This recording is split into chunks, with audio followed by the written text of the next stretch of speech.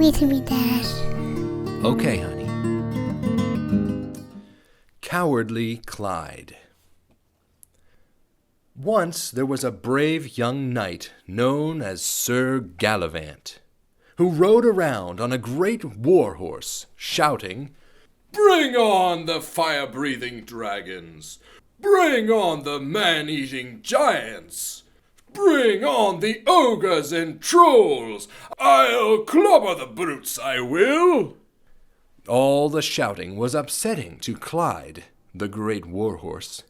He wasn't the least bit brave, and he worried about what he would do if Sir Galavant ever got his wish and met some horrible monster in a fight to the finish. Clyde didn't want anyone to know he was a coward, so he pretended to be brave by prancing around with his chest out and his nose in the air. But his uppity act didn't fool the farm dogs.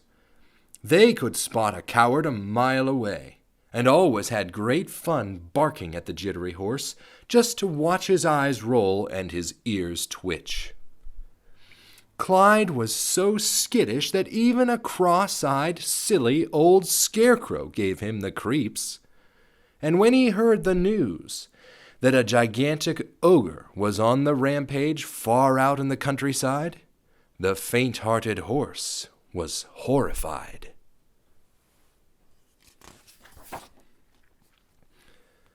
The monster always attacked in the middle of the night, kicking in barn doors and ripping off rooftops to get at the livestock. It was a time of terror for the farmers and their families, and since they had no way to fight the huge beast, they decided to abandon their farms and flee to some faraway place. They scurried down the roads by the hundreds, taking their animals and all the things they could possibly cart or carry along with them. "Here, here! No need to panic!" shouted the brave Sir Galavant. "Don't lose your heads! I'll throttle the monster in a trice. I'll finish him off before tea time." "No, no!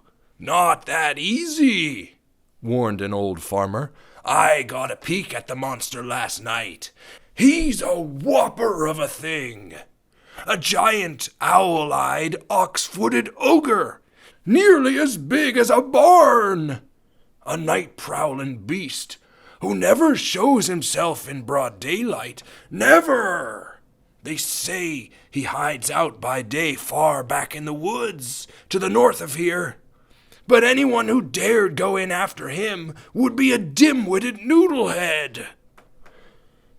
"Then I'm a dim-witted noodlehead. Ha, ha, ha!" laughed Sir Galavant. "And I'm off to meet the owl-eyed ogre. Gay, hop! Clyde boy, let's go!" As Clyde galloped on across the fields and cow pastures, he was hoping they would never find the ogre, or even a sign of him. But pretty soon, to the horse's dismay, they came upon a barn with half the roof ripped off, and all around the barn were the huge two-toed tracks of the monster. "He must be a whopper!" exclaimed Sir Galavant. "With tracks like these, we'll catch up to the beast in no time. Clyde boy, we're in luck."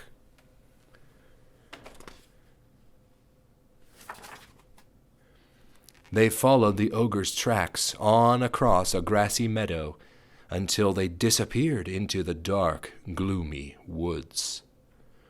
They were about to enter the woods when Clyde thought of the farmer's grim warning, and a cold shiver ran through him that left his knees so weak and wobbly he staggered to a halt. "Ho! Ho! Come now!" scoffed Sir Galavant. "Don't tell me my noble high-stepping steed has turned into a chicken!" "No horse can stand to be called a chicken. not even such a cowardly one as Clyde. So, with an angry snort, he headed on into the gloomy woods.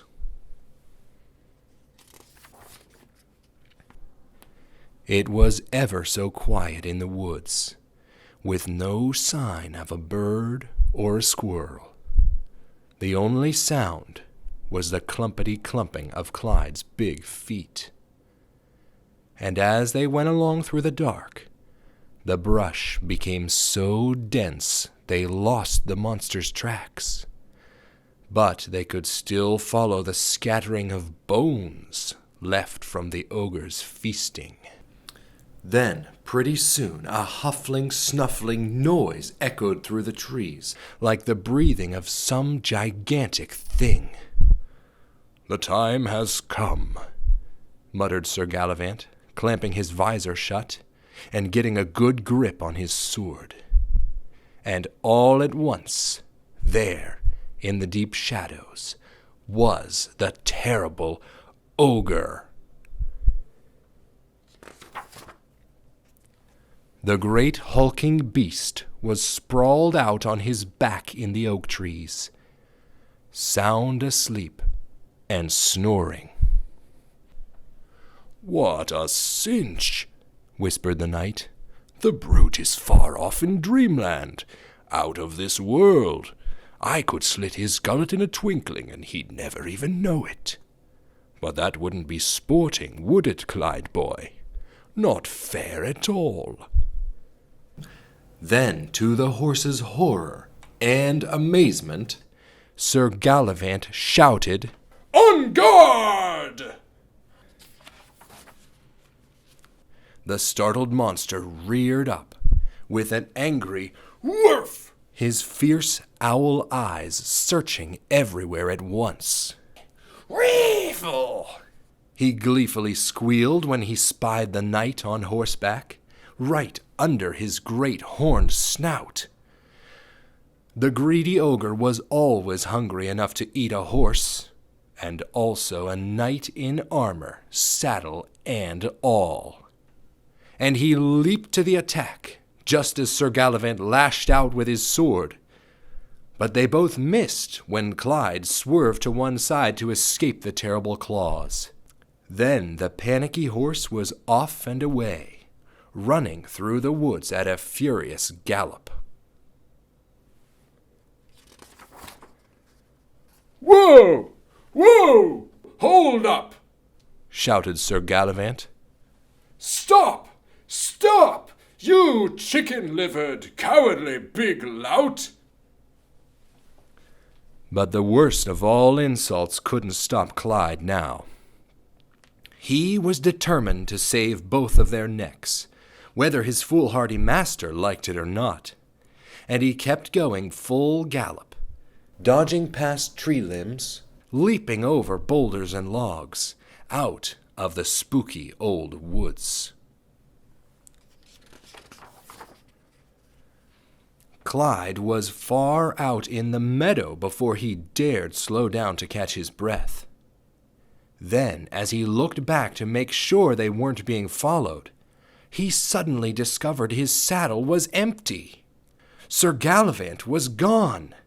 He had taken a tumble way back in the woods somewhere. Clyde was more frantic than ever. For all he knew, the poor fellow had already been devoured by the ogre.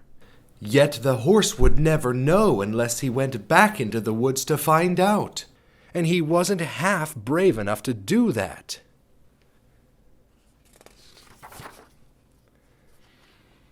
If there's even a slim chance, thought Clyde, that I could do something to save him, then I must take the chance. If I'm not half brave enough, then I must pretend to be brave. I'll put on a big act. Then, snorting fiercely, just like a high-spirited steed, Clyde went charging headlong back into the gloomy old woods. When Clyde reached the spot where they had first met the monster, he was stopped short by a great roaring burst of laughter. "Goof, goof, goof, goof!" The giant beast was in a frolicsome mood, playing the old cat-and-mouse game, and the mouse was Sir Galavant. Even though he had no chance of winning, the heroic young knight put up a furious fight, swinging away with his sword, while the ogre kept jabbing at him with a claw that sent him sprawling. Clyde knew the game could end in a second with one crunching bite, unless a horse got in the game.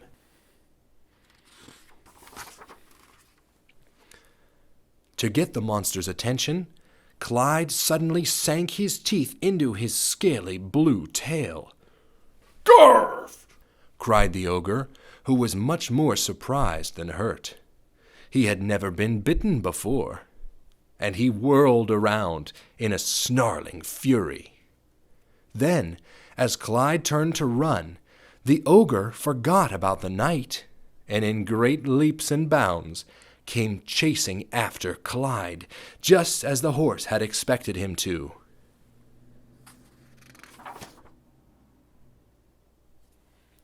Once again, Clyde was galloping away through the woods, but this time not nearly so fast. He was getting leg-weary after so much running, and the ogre was surprisingly quick for such a big, clumsy, ox-footed thing. He came waffling and gruffling on through the trees, gaining with every giant step.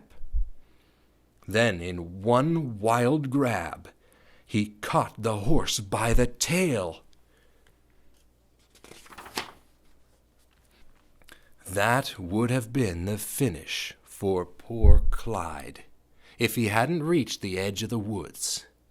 In one last desperate lunge, one tremendous surge of horsepower, he made it out into the meadow and hauled the huge ogre out after him. Suddenly, it was the ogre's turn to be terrified. He had been caught by surprise out in broad daylight, with the sun glaring down at him.